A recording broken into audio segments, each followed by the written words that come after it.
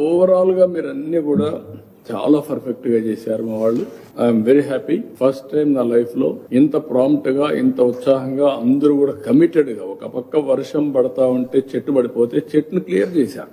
ఒకప్పుడు చెట్టు పడిపోయిన తర్వాత 4 రోజులకో ఒక వారంకో వచ్చేవాళ్ళు. అది ఈసారి జరగలేదు. ఎక్కడికక్కడ చెట్టు పడింది, నేరుగా పవర్ సార్ తీసుకెళ్లారు, కట్ చేసేసారు, ప్రొక్లైన్ తీశారు, పక్కన పడేశారు, రోడ్డు క్లియర్ చేసేసారు. ఈ విధంగా ఎక్కడికొకరు స్ఫూర్తిదాయకంగా ఎవరి పాటికి వాళ్ళు, ఒకరిని కాదు, లాస్ట్ మైల్ లో ఉండే పంచాయతీ, గ్రామ సచివాలయంలో ఉండే సిబ్బంది వదులుకుని లైన్ డిపార్ట్మెంట్ లో ఉండే ప్రతి ఒక్కరూ వండర్ఫుల్ వర్క్ చేశారు.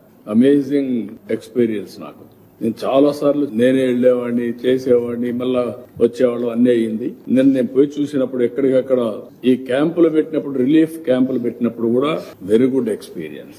గర్భిణీ స్త్రీలు అందరినీ సేఫ్ ప్లేస్ కి తీసుకురావాలంటే అందరిని తీసుకొచ్చి పెట్టి మళ్ళీ ఇది అయిన తర్వాత పంపించాం. అంటే ఎవ్వరికి ఇబ్బంది లేకుండా. ఆల్మోస్ట్ ఆల్ నేను చాలా సార్లు చూశాను.